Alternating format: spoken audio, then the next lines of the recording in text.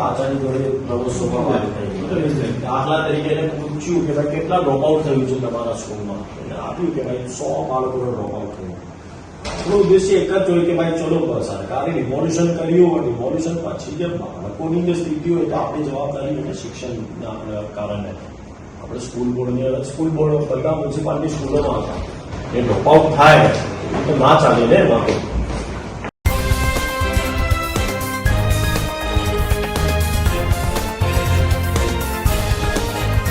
आप देख रहे हैं देश लाइव, देश की आवाज।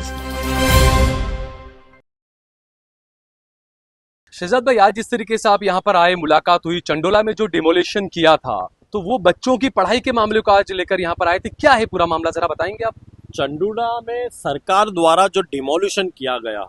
उस डिमोलिशन में यदि सबसे ज्यादा फर्क मैं मानता हूँ कि यदि पड़ता हो तो एजुकेशन के मामले पर जो बच्चे जो चंडोला विस्तार में गरीब परिवार के बच्चे थे उन पर पड़ा है।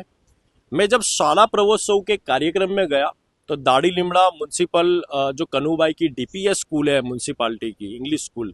वहाँ पर मुझे जानने को मिला कि करीबन 100 बच्चे ऐसे जिनका ड्रॉप आउट हुआ है इस वर्ष। और ड्रॉप आउट का कारण सबसे बड़ा चंडोला विस्तार का रीज़न था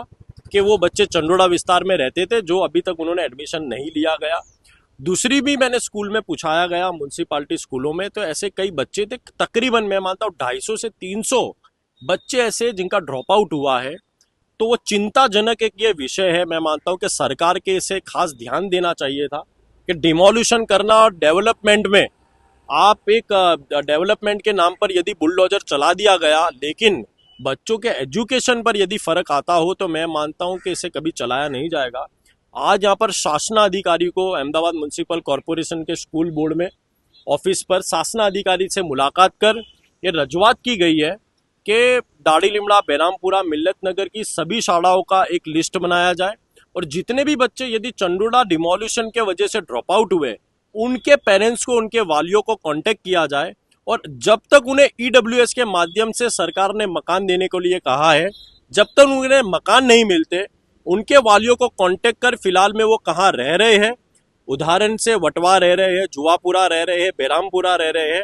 जो भी म्यूनसिपल स्कूल में बच्चे पढ़ते थे उनके सभी वालियों को कांटेक्ट कर उन वालियों को कॉल किया जाए और उनके बच्चों को पास में जो भी म्यूनसिपालिटी की स्कूल हो उन्हें तात्कालिक वहाँ एडमिशन देने के लिए निर्णय लिया गया है। मेरी आपकी मीडिया के माध्यम से चंडोला विस्तार के जो वाली है, पेरेंट्स है जिनके बच्चे म्यूनसिपालिटी स्कूल में पढ़ाई कर रहे थे, उन सभी से भी विनती है कि आसपास की सभी स्कूल में आप जाकर अपना एडमिशन ले सकते हो और यदि फिर भी कोई रोक टोक आती हो तो हम आपके लिए यहाँ पर बैठे हुए हैं, हम आपके लिए सुनने के लिए बैठे हुए हैं। शिक्षण पर किसी भी प्रकार का नड़चन नहीं आना चाहिए। इस पूरे मुद्दे पर शासनाधिकारी ने भी कहा है कि हम सभी वालियों को कांटेक्ट कर सभी बच्चों को एडमिशन देने का कार्य करेंगे।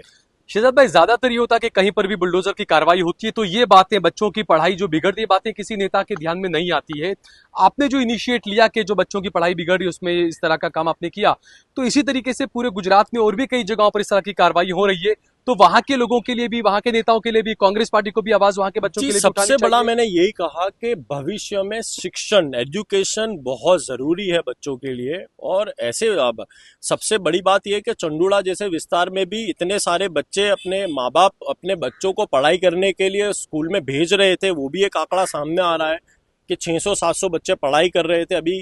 वो स्कूल में अभी कितने बच्चे आ भी रहे, लेकिन जो 100 बच्चों का ड्रॉप आउट हुआ है, तो मैं मानता हूँ डिमोल्यूशन के बाद जो लाइफस्टाइल यदि माँ बाप की डिप्रेशन में जाती है, उन्हें मकान नहीं मिलता, सरकार के ऐसी सब चीज़ों पे खास ध्यान देना चाहिए। और सबसे बड़ा ध्यान बच्चों पे, बच्चों की शिक्षा पे, जो एजुकेशन पे, जो कहीं ना कहीं मैं मानता हूँ कि डिमोल्यूशन के कारण से जो फर्क पड़ रहा है वो 100% सरकार की जिम्मेदारी लेनी चाहिए कि डिमोल्यूशन के बाद वो माँ बाप अपने बच्चों को लेकर कहाँ गए, उन्होंने स्कूल में एडमिशन लिया कि नहीं लिया। जैसे आज हमने बात की और अहमदाबाद म्यूनसिपल कॉरपोरेशन कमिश्नर ने भी ये माना है कि सभी बच्चों को एडमिशन दिए जाएंगे, चाहे वटवा में रहते हो, जुआपुरा में रहते हो, अहमदाबाद में कहीं भी रहते हो। चंडोला डिमोल्यूशन पीड़ित परिवार को म्यूनसिपल स्कूल बोर्ड द्वारा पास की सभी स्कूल में एडमिशन दिया जाएगा। दूसरा, शायद जिस तरीके से आज की जो राजनीति होती है धर्म की और अलग अलग जात पात की राजनीति होती है। ऐसे में आप ये स्टूडेंट की और एजुकेशन की बात कर रहे हो, तो बड़ी अजीब सी गुजरात में एक लीग से हटके राजनीति लगती है ये। मैं समझता हूँ कि एजुकेशन एक ऐसी चीज है जिसपे कोई धर्म की बात ही नहीं आनी चाहिए और राजनीति में ही धर्म की बात नहीं आनी चाहिए।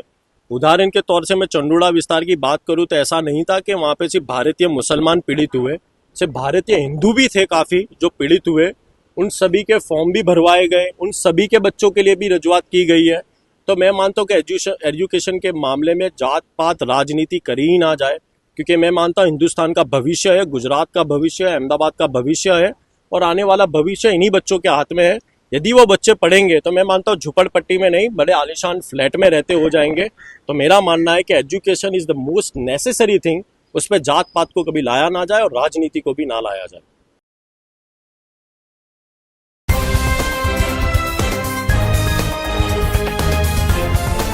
देश और दुनिया की तमाम छोटी और बड़ी खबरों के लिए हमारे चैनल को सब्सक्राइब करना न भूलें और बेल का बटन जरूर दबाएं।